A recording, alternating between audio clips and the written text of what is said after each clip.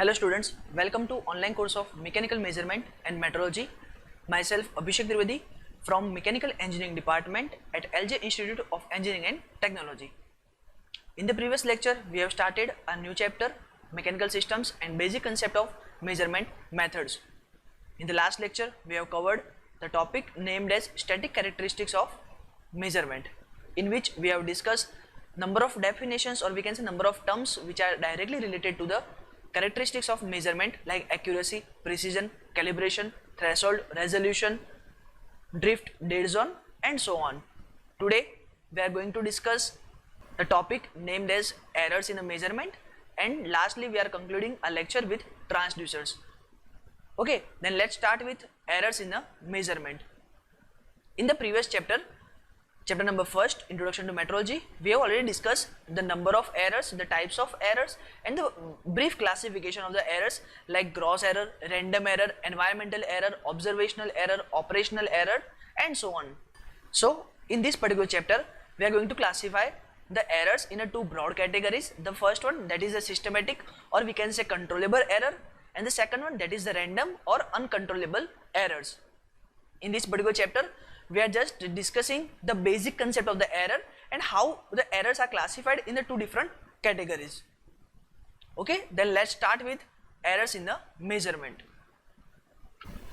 Whatever the measurements are obtained for the experiment, they are not accurate as some sort of uncertainty has been associated with it. Suppose you are provided a length, a line has been provided to you, and if you have to measure the dimension of this particular length by using the scale, though you are very much accurate about the measurement, but suppose a scale which is provided to you, in general the scale has started with 0 and ends with, let's say, 10 centimeter, but due to some sort of error, or we can say due to some wear and tear, or due to some breakage of the scale, our scale start with, let's say here the breakage has been provided as our scale has been start with say 0.5 centimeter. Instead of 0, the scale has been start with 0.5 centimeter and ends at 10 centimeter. It means the scale itself measure the total dimension of 9.5 centimeter instead of 10 centimeter. We cannot measure the exact 10 centimeter diameter, and you are not aware about this particular difference of 0.5 centimeter. And if by using that particular scale, if you are going to measure this particular line, and if the reading shows exactly 10 on your scale, then what you are supposed to say? You are says that the length of the line which is given to you having the total dimension of 10 centimeter, but it is not the exact value. The exact value of the length of the line, that is the 9.5 centimeter, but due to some sort of uncertainty, due to some sort of, we can say, the failure of the measuring instrument, or we can say the failure of the measuring procedure, or any other factors, we are not supposed to measure the exact reading which is the requirement. So the difference of this particular measured value to the actual value, it shows the type of error. This is the type of error. So what is the error? Error when we are going to measure some experiment, and if the measurement is not accurate just because of the uncertainty which is directly associated with the measurement, then this particular uncertainty is known as a error generation form. To analyze the measurement data effectively, we need to understand the errors which are associated with it. Suppose on the highway side, you are going to perform the surveying process. Suppose there is some highway and you are here and you have to do a survey. The surveying leveling machine is been provided to here, and you are supposed to do the surveying process over this particular span of highway. So many vehicles has been passed through this highway, and due to the passing of the vehicles, the wind has been blown very fastly in the one particular direction because of the passing of the vehicle, speed of the vehicle, and the topographic condition of this particular location. And just because of this, there might some chance that whatever the surveying has been done by you will be deflected slightly than the original value, and due to this particular deflection, we can say that some sort of uncertainty associated with the measurement, we can say that some sort of errors has been generated. To eliminate such kind of errors, you have to provide some sort of correction factor. just providing this kind of correction factor, you can eliminate, or we can say you can cop up the error which are generated in the measurement system. What we are supposed to do, if we have to analyze the measurement data very much properly, or we can say very effectively, then what we are supposed to do, we need to understand the errors which are directly associated with it. Then we have to investigate the root cause, or we can say the source of the error which are occurred in the measurement, and subsequently we have to eliminate those causes of the error, or we can say those sources of the errors. The errors are broadly classified in the two different categories. The first one, that is the systematic error, or we can say controllable errors. If the measured value deviates from the true value by some fixed amount in the same nature, then we can say that it is the systematic error. As I have told you, if there is a difference in a particular scale, if your scale is start with the 0.5 centimeter instead of 0, then we can say that this is the particular deviation which generate each and every measurement, and whatever the measurement is going to be performed, the measurement itself having some sort of error, and the error is a very fixed, because in each and every measurement we are supposed to find the 0.5 centimeter difference in the actual value as well as true value. So we can say that this is the systematic error, or we can say the controllable error.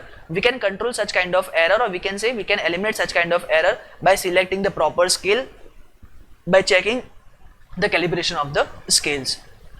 So this is known as a controllable, or we can say systematic error. And the next one, that is the random error. The random error in which the deviation of the measured value from the true value is not fixed by any amount, or we can say is not fixed by the nature, then it is known as the random error.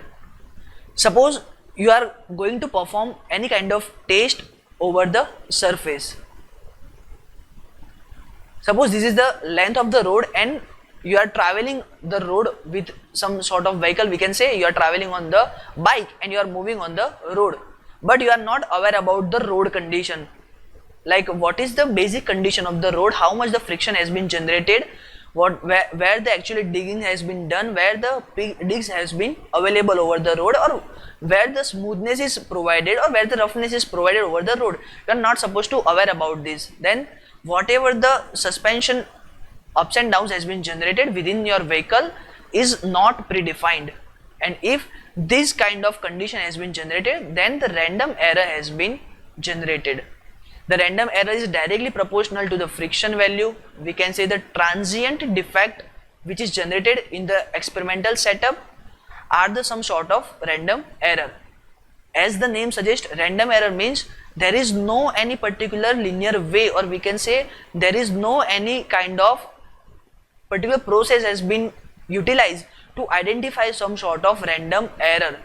Just by means of proper experience, just by means of proper observation, and by means of proper investigation, you are supposed to find the root causes of the error as well as the error generation and the nature of the error of the random errors. So this is the basic errors which are generated in the measurement. Now we are going to discuss the last topic of the chapter, that is transducers. Transducers, as the name suggests, the transducers is also known as a detector or the sensing element, which transforms the sense information, or we can say the sense data, into the convenient form, or we can say that it is also known for the conversion of one form of energy to the another form of energy. If you remember the generalized measurement system, we have discussed a particular element known as a variable conversion element. The variable conversion element is used to convert the one form of energy into some another form of energy. So if I have to convert the one physical form of energy to another physical form of energy, or we can say if I have to convert the one physical form of information into the another physical form of information, then and then we are supposed to use particular VCE, variable conversion element, and the transducers are the form of variable conversion element. It is useful to transfer the sense information, or we can say the input. We are supposed to provide here the transducers, and the transducer output will be accessible for the human being, or we can say that whatever the output has been generated by the transducers is a very much convenient form to read and to understand properly. Transducers are classified in the mechanical, electrical, magnetic, piezoelectric as well as optical characteristics. As per the formation of the energy, as per the transformation of the energy, we are supposed to classify the transducers in the different categories. Now we are going to discuss the basic terms which are directly related to the transducers. The first one, that is the transducer efficiency. It is known as the ratio of the information delivered to the ratio of the information sensed, or we can say that in general terms, efficiency is equal to whatever the output has been generated divided by whatever the input has been provided. The same way here I have discussed whatever the information has been delivered by the transducer with respect to whatever the information has been sensed or collected by the transducers. This is known as the transfer efficiency. The next one, that is the primary transducers. Primary transducers means whatever the instrument or element which is directly making a physical contact with the physical quantity, and it will directly respond, or we can say sense, the physical change of the physical system, then such transducers are known as the primary transducers. Second one, secondary transducers. Secondary transducers transform the output of the sensing element to the analogous electrical circuit. What you are supposed to do? Suppose some sort of input has been provided to you. Here the transducer systems is utilized, and here the accessible information is required. Some sort of an electrical circuit has been provided over here. Then here the first primary transducers come into the picture. It will sense the information from the physical quantity, then it will transfer the particular information into the secondary transducers. This is the secondary transducer, and the secondary transducer will collect the information from the primary one and transfer to the electrical circuit. Here the electrical circuit or analogous circuit has been provided, and the electrical circuit will read the particular data information and then transfer it to the human accessible format. This is known as the basic working concept of the transducers. The figure shows input signal is directly transferred to the primary transducers, then the primary transducers through the intermediate analogous signal will transfer the data to the secondary transducers, and at the end the output signal has been generated by the transducer system. So this is the basic concept of the transducers.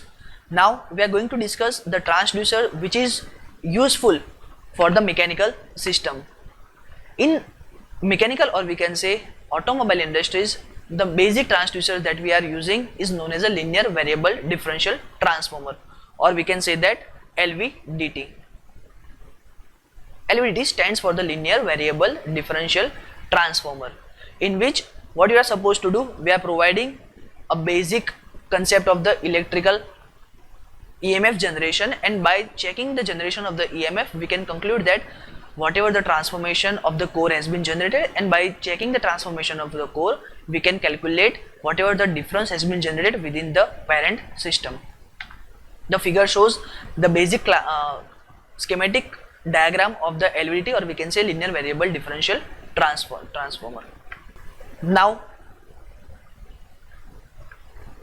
what is the basic constructional details of the LVDT? Then here very first the primary coil has been provided. Suppose this is the primary coil which is provided over here. Suppose the secondary coil has been provided. First secondary coil, we can say S1 is over here. The second secondary coil has been provided over here. We can say that is the S2.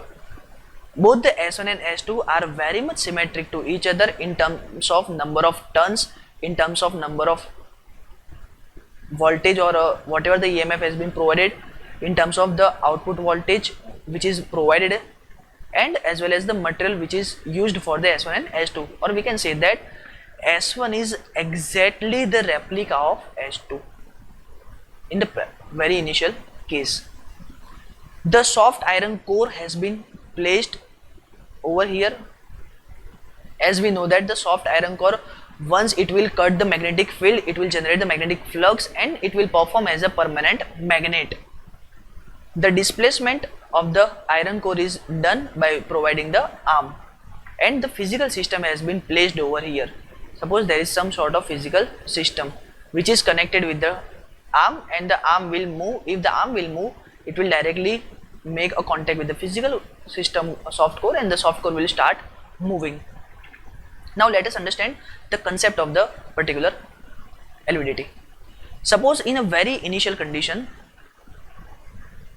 here the primary coil has been placed over here, the first secondary coil over here, the second secondary coil over here. This is the position of the arm. In a very case number 1, this is the position of the arm. Once the arm will start moving, suppose the arm will placed over here, exactly in between the S1 and S2. What we are supposed to do, we are providing the voltage supply on the primary coil. Once the voltage has been provided, the primary coil will works as a generate the magnetic field, and the magnetic field has been cut by the particular soft iron core, and due to the cutting of the soft iron core magnetic field, it will also work as the permanent electromagnet, and because of this electromagnetic principle, or we can say because of this electromagnetic characteristics of the soft iron core, it will generate its own electric field, and the field has been, suppose this kind of field has been generated by the iron core.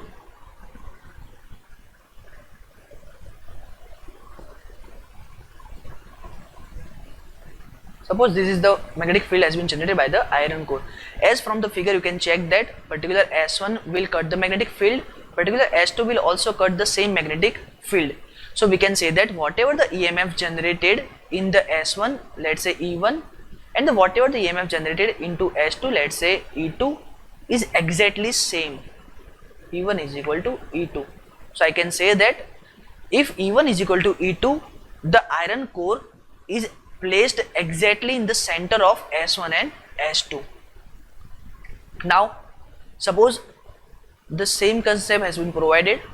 This is our primary coil, this is the first secondary coil, this is the second secondary coil. Let's say this is the S2, this is our S1. Suppose the core has been placed over here. This is the position of the core. Due to the magnetic field generated on the primary coil, the iron core will cut the magnetic field of the primary coil, and it will work as a electromagnet itself. It will generate its own magnetic field like this. Suppose this is the magnetic field generated by the particular iron core. Now from the figure you can check that the particular magnetic field cut by the coil S1 is, let's say, E1, and the coil S2 will not cut any sort of magnetic field which is generated by the iron core. So I can say that here E1 is very much greater than E2. If E1 is very much greater than E2, then I can say that the position of the iron core is towards S1. I can conclude that the position of the iron core is towards S1 instead of S2. Now the same case has been repeated for the S2 coil. Suppose this is our S1, this is our S2, and this is the position of the iron core. Now in the second case, what is happening? The magnetic field cut by S2 is very much higher than the magnetic field cut by the S1 itself. So here I can say that the value of E2 is very much greater than the value of E1. So I can conclude that the position of the iron core is towards S2 instead of S1. So by checking the value of E1 and E2, I can say that if both the E1 and E2 are equal, then the position of the iron core is at the middle point. If E1 is greater than E2, then I can say that the position of the iron core is towards S1, and if E2 is greater than E1, then I can say that the position of the iron core is towards S2. This is our final conclusion for the LVDT. The same concept has been discussed over here. So by using the LVDT, you can say that what is the position of the iron core and what is the actual displacement generated in the physical system. Just because of that the core is moving, and just because of the movement of the core the EMF has been generated. Now we are concluding our lecture with the some advantage and disadvantage of the transducers, or we can say the LVDT. The first advantage of the LVDT, that is it directly converts the mechanical displacement into the proportional electrical voltage. As we have discussed, whatever the displacement has been generated, it will directly convert into the EMF E1 or E2. It cannot be overlaid mechanically. It is very highly sensitive and provide a very good magnification because of the value of E1 and E2. It will also directly depend on the magnetic field generated by the soft iron core as well as the magnetic field generated by the primary coil. So the magnification is sufficiently good amount. It is relatively insensible to the temperature change. Whatever the temperature change has been generated, we are not supposed to bother about it, because the iron core and its magnetic field is not directly dependent on the change of the temperature of iron core itself, or the temperature of the primary secondary coils, or the temperature of the environmental condition. It is reusable and economical to the use. Now we are going to discuss a disadvantage of the LVDT. Only one disadvantage of the LVDT is there. It is not suitable for the dynamic measurement, because the core has its some mass and it leads to some inertia effect. Now what is the inertia effect, and how this particular mass has been directly generate the disadvantage for the LVDT? Let us understand. Suppose a pendulum has been provided, and if we are supposed to apply some sort of force over here, the pendulum will move here. Once you are going to cut the force, or we can say once you are just make a proper deflection and then you are releasing the pendulum, then the pendulum will moving like this. Due to its own mass, due to its own inertia effect, it will be move like this till some sort of time, and after the proper time, or we can say after the proper settling time, the pendulum will come to its rest position, and then it will generate the zero condition. So to cover the extreme position and to settle in the zero position, it will take, let's say, 10 or 15 seconds. So this 10 or 15 seconds is known as the settling time, and this settling time is generated due to its own inertia, or we can say its own mass. If the pendulum is massless, then this time is not required, it is directly zero. But due to its mass and its own inertia effect, it will deflect till some time frame, and then it will settle down. Same way, the core is moving towards S1, or we can say moving towards the S2, but we are not supposed to say that within the fraction of second the core is moving from one point to another point. Due to its own mass, own inertia effect, it will take some time to travel the positions. So this is the basic disadvantage of the LVDT. In today's lecture, what we have discussed, we have started with the errors in the measurement, and then we have discussed the transducers. From next lecture, we are going to start our new chapter, linear and angular measurement. Till then, thank you.